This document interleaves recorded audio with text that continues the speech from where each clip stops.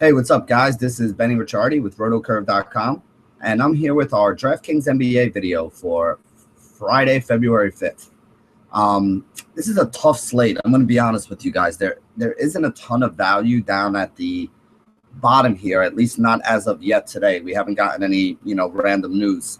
The big thing I think a lot of people are watching is whether or not Jimmy Butler plays, because that would open up, Etuan Moore to be a guy that you can put in there.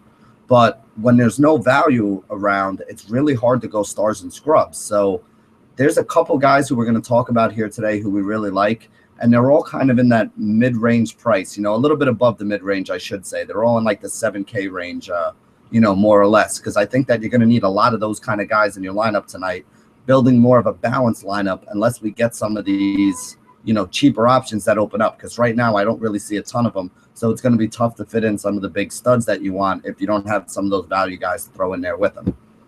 So let's call up the slideshow and take a look at some of the guys who we do think are in pretty good spots here today.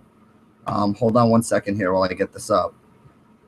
This way, if we can find some of those guys that are, going to be good values for us, then we can go ahead and, some of those guys in the mid-range that we can use, we can go ahead and build our lineups around them and then hope that we get some value that opens up later on in the day that we could, go down to one of those value guys and upgrade somebody else that we put in our lineup.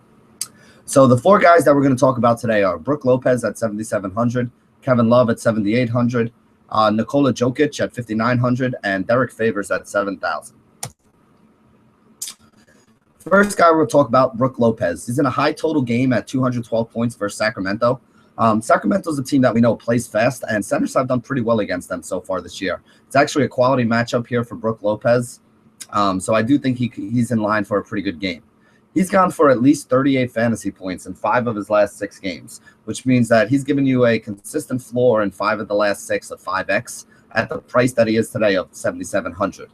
He has 3 times scored 50 fantasy points over the stretch of those last 6 games as well, which means he's also given you a ceiling of about 7.5x, which would be a huge value if we can get somewhere near that out of him. At the elevated price that he's at right now, that would still only be probably around 7 times value with the returns that he gave you there, but even 7 times value from one of your studs is something that you'll definitely be happy with and put you probably ahead of the cash line pace in most of your GPPs.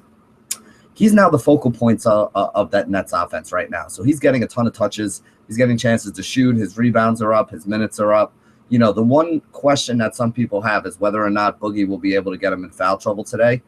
We do know that's something that Boogie has done, but he usually does that to guys that are either weaker or smaller than he is. And Brook Lopez is actually one of the few guys that's bigger than he is. Maybe not as aggressive, but definitely has the size and the, bulk to, keep Boogie in check here. So I do think that Lopez has a big game. I don't think he's going to wind up in foul trouble like most other guys do trying to guard him. And I also think that you're going to see a little bit of Thad Young on him as well, especially if he's the guy that's playing a little more away from the basket. The next thing I want to talk about is Kevin Love here today at 7,800. He's favored by 7 in a high total game against the Boston Celtics, who are a team that plays fast. Now, the other thing that we like, not only do the Celtics play fast, but they struggle against big men. And the Cleveland team that he plays on since Tyronn Lue has taken over as the coach is also playing at a much faster tempo. We're seeing the Cleveland games now 110, 112 to 102, 104. So, if we're going to have a paced-up game here, Kevin Love is going to be one of those guys who, along with Kyrie and LeBron James and everybody else, are basically just too cheap for the new pace and the new style that their team is playing. Now, he has had at least 38 fantasy points in each of the last 5 games here, which is basically his 5x value at a price of 7,800. So, excuse me. So he's given you a very consistent floor. He's actually averaged 43.5 fantasy points over his last 5 games, which is almost getting him up to 6x at that price. So at the price that he's at right now, you're basically getting a solid 5 to 6x value out of a guy like Kevin Love, making him a really good play for your cash games today, and also giving him a little bit of GPP upside, although I think there are guys that give you a little more upside at the position. The next guy we're going to talk about is Nikola Jokic at 5,900. He's favored in a good total game versus Chicago at 204.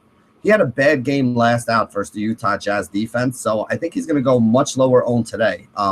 He was coming off of 5 out of 6 games where he had 38-plus fantasy points before that Utah game, so his ownership was very high, and he threw up a little bit of a stinker, but I think we can excuse him for it. He still had 20 plus fantasy points against Gobert and Favors and a Utah team that has been slowing it down even more lately. So you gave him basically the toughest matchup. I mean, that Jazz defense was the #1 ranked defense the second half of last year. And we're finally starting to see what they could look like when you have both Favors and Gobert healthy again. So I think I'm willing to excuse the bad performance that he had last time. I mean, we're talking about a guy here who's doubled in 4 of his last 6 games, is only 5,900. And the thing that I really like about him that goes underrated, he's a good passing big man. He's going to get you like 3 or 4 assists per game. Assists are worth about 1.5 points. So if you get a guy that can get you 4 of them, that's an extra 6 points that you add in there. A double-double all by itself is worth about 24 points. So right there, you're getting 30 out of Jokic with the 4 assists and the double-double. And that's if he has a minimum double-double of 10 and 10. He's been putting up closer to like 16 points, averaging about 10 or 11 rebounds. So, I don't think it's out of the question that we can see another 30 to 40 point fantasy game out of Jokic, like I said, as he's done in 5 of the last 6 before that Utah game. And I think you can see it at low ownership. The one caveat I want to make is some people were saying he got hurt in that last game. I looked into it. It looked like he was okay, even though he did get banged up a little bit. Just keep an eye on the news and see if you hear anything. If it sounds like, they're going to give him less minutes, or if they talk about maybe Lavernier playing more or something like that, that would obviously be a red flag. But as of now, I'm willing to roll Jokic back out there. I think he does get back to that 30 to 40 fantasy point range, which is really what I'm looking for out of him. The last guy we're going to talk about is somebody who I've been talking about all week, and that's Derrick Favors at $7,000. His Utah team is favored against Milwaukee in this one.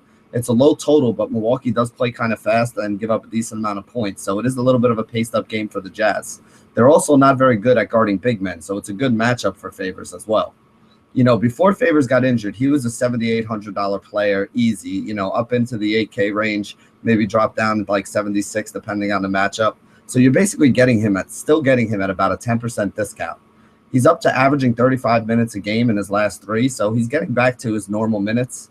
And he's averaging 35 fantasy points in those. So he's giving you at least 5x value, and the numbers have been steadily increasing. So he's getting back to that guy that should be getting us, 34 to 41 fantasy points every game when he's healthy and he's right and he's doing his thing. At the price that he's at here, that's a good 5-6x value for a guy that still goes low owned, is still a discount, and is in a pretty good matchup tonight. So Derrick Favors is the 4th guy in that 7K price range for the most part that, we're going to be rolling out a lot of our rosters tonight, and that I wanted to mention to you guys. Now, just to give you guys a couple other things to think about, like I said, if Pau Gasol and or Jimmy Butler are out, Etuan Moore is somebody you got to look at. Even with Butler in there, Moore was playing 30 minutes, only averaging about 20 fantasy points. But if you can still get him at like $4,000 like he has been, if Jimmy's out, he's almost a must-play to me. Even if Pau is out, though, I think you'll get a little bit more out of him right now. So I think he could be one of those solid salary-saving guys you use in the guard spot. Otto Porter is one of the worst defenders in the NBA. He goes up against Philly tonight. You got Robert Covington, paced-up game against the Washington Wizards, going up against that Otto Porter defense. He's at $6K. A little bit expensive for some people, but that's actually why I love him. He's a great GPP play. He's a guy that, can get you a bunch of steals. He's a guy that can hit a couple threes. We've seen him have 40, 50 point upside before in the last 2 years. And the thing I like is right now he's back to playing big minutes. For a while there, they had him playing like 15, 20 minutes, and you were like, what was going on? Because he did have some big games earlier in the year. But lately he's back up to around that 30-minute mark. So around that 30-minute mark, I think he can get you that 30, 35 fantasy points and pay off that 6K price tag. So he's another guy that I think is going to be somebody probably mostly for tournaments that I'd be looking at. Like I said, one of the problems we have today is there's not a ton of value out there. Another guy in that mid-range I'm looking at is, Kyrie Irving. Again, paced-up matchup that he's going in. I think he's somebody you can look at. It is a tough matchup against Boston, though. They're usually pretty good against the guards.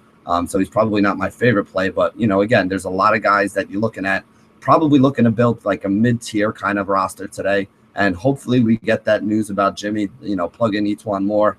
We still got to find maybe one other value guy. So hopefully something else happens between now and the end of the day. And we might be able to find somebody else that we can plug in there for cheap and, give us some good upside. But for now, the 4 guys that I mentioned, they're going to be the cornerstones of a lot of the teams that I'm building for cash and GPPs. They're going to be the power forward center spots. That's pretty much how I'm going to do it. I like rolling with the double center. I've been doing it a lot lately, and I'm doing it again tonight on DraftKings. You're going to see a lot of Lopez and Jokic on a bunch of my lineups. I think that's probably the safest way to go about it with the position. But again, one of the things I love about these large slates is that there are so many different options and so many ways to go that, you can probably find something else if you look hard enough that you like, maybe as much, if not more. But if you're looking to play cash games, I think these guys are the safest and the ones you should be throwing in your lineup. So thank you guys for joining us here at rotocurve.com. And as always, stay classy, DFS.